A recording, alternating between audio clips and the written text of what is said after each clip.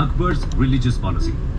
भारतीय इतिहास के पन्नों में अकबर अपने रिलीजियस पॉलिसी के कारण सबसे अधिक चर्चा में रहे हैं। सूफी सेंट्स का इन्फ्लुएंस, उनके मेंटोर अब्दुल लतीफ की टीचिंग्स, राजपूत वुमेन से शादी और पूरे हिंदुस्तान में साम्राज्य फैलाने का सपना उनके लिबरल रिलीजियस पॉलिसी के इंपॉर्टेंट कॉजेस थे।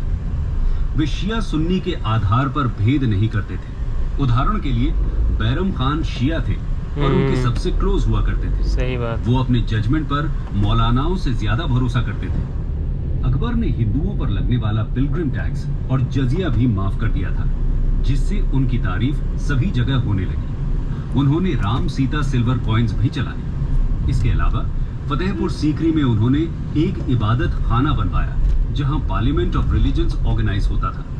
इसमें सभी धर्म के स्कॉलर्स डिबेट और नॉलेज शेयरिंग करने आते थे। In 300 meters, turn left onto Jap 2 Road, Khilgaon Tattesilwai Road.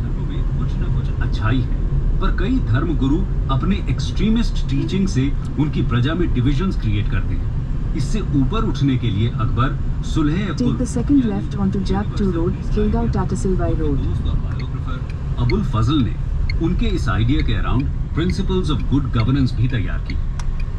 उनके बाद जहांगीर और शाहजहां भी इन गुड गवर्नेंस प्रिंसिपल्स को फॉलो करते हैं। रिलीजियस हार्मनी को फर्दर प्रमोट करने के लिए Continue on Ranchi, Purulia Road for 9 kilometers. 9 kilometre जिसका नाम था तीन भाई, मेला सीधा 9, 6, 15 तो इधर ही हो गया।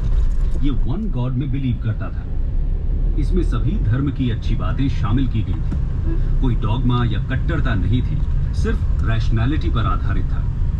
पर अकबर ने इस धर्म को अपनाने के लिए किसी को फोर्स नहीं किया। बीरबल अकेले हिंदू कोटियर थे जिन्होंने इस धर्म को दिल से स्वीकार किया था। ये धर्म ज्यादा पॉपुलर नहीं हो सका और अकबर की मृत्यु के बाद फिजल आउट हो गया। रिलीजियस पॉलिसी के बाद बात करते हैं उनकी इकोनॉमिक पॉलिसी की। Akbar's economic policy. अकबर के एम्पायर की इकोनॉमी मुख्यतः एग्रीकल्चर, इंडस्ट्री और ट्रेड पर आधारित थी। मेजॉरिटी ऑफ पॉपुलेशन एग्रीकल्चर पर निर्भर करती थी, जो नेशनल इनकम का मेन सोर्स भी हुआ करता था। मुगल एरा में millets, oil seeds, sugarcane, cotton इत्यादि मेजर क्रॉप्स होते थे। अकबर के समय में टेक्सटाइल इंडस्ट्री भी बहुत इवॉल्व हुई। क्लॉथ पर प्रिंटिंग करना, सिल्क वीविंग इत्यादि इंपॉर्टेंट इकोनॉमिक एक्टिविटीज थे। और ट्रांसपोर्ट और कम्युनिकेशन फैसिलिटीज में इंप्रूवमेंट के कारण ओवरऑल इकोनॉमी पर पॉजिटिव इम्पैक्ट हुआ। लोगों के डाइवर्सिफाइड इंडस्ट्रियल एक्टिविटीज से लोकल एरिस्टोक्रेट्स और मर्चेंट्स की डिमांड तो पूरी होती ही थी, बल्कि विदेशों से आने वाले मर्चेंट्स के लिए भी सरप्लस अवेलेबल रहता था। इसके अलावा गवर्नमेंट इंटरवेंशंस के कारण एसेंशियल कमोडिटीज के प्राइसेस लो हुआ करते थे। पर यहाँ एक गौर करने वाली बात है कि ऑल्दो अकबर के समय में इंडिया एक रिच कंट्री थी, पर मेजॉरिटी ऑफ पॉपुलेशन पुअर थी। जहाँ एम्परर, नोबल्स, जागीरदार और मनसबदार लग्जूरियस लाइफ जीते थे, वहीं आम आदमियों को आर्थिक कठिनाइयों का सामना करना पड़ता था। दोस्तों, ये थी अकबर की पॉलिटिक्स, रिलीजन और इकोनॉमी के फील्ड में इंपॉर्टेंट पॉलिसीज। नेक्स्ट पार्ट में हम बात करेंगे अकबर के एडमिनिस्ट्रेशन, फॉरेन रिलेशंस और कल्चरल पेट्रनेज के बारे में। Akbar, administration, foreign relation and culture.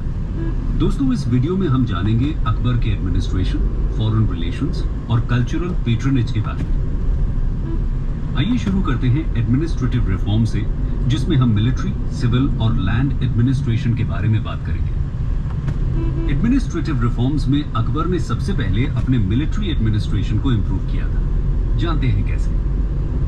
Reforms in military administration. Akbar को बचपन से ही बड़ी बड़ी लड़ाइयां लड़नी पड़ी थी। यही कारण रहा था कि वो अपने तभी तो वॉरियर बनते हैं लोग। से कोई समझौता नहीं करते थे। उन्होंने सेना और घुड़सवारों के बेहतर मैनेजमेंट के लिए मनसबदारी सिस्टम इजाद किया था। यहाँ मनसबदारी का मतलब अकबर के military commanders, high civil and military officers और प्रोविंशियल गवर्नर्स थे। मनसबदारी सिस्टम के तहत हर मनसबदार को एक जात रैंक यानी पर्सनल एडमिनिस्ट्रेटिव रैंक और एक सवार रैंक यानी number of horseman to maintain दिया जाता था। जात और सवार रैंक के हिसाब से हर मनसबदार को एक फिक्स नंबर ऑफ सैनिक और एटलीस्ट 2 घोड़े पर घुड़सवार अकबर के लिए मेंटेन करना होता था। यहाँ ध्यान देने वाली बात है कि सवार रैंक हाई होने के बावजूद अगर किसी मनसबदार का जात रैंक लो है तो उसकी ऑफिशियल हायरार्की में ओवरऑल रैंक लोअर रहेगी। एग्जाम्पल के लिए 5000 ज़ात और 2000 सवार वाले मनसबदार 4000 ज़ात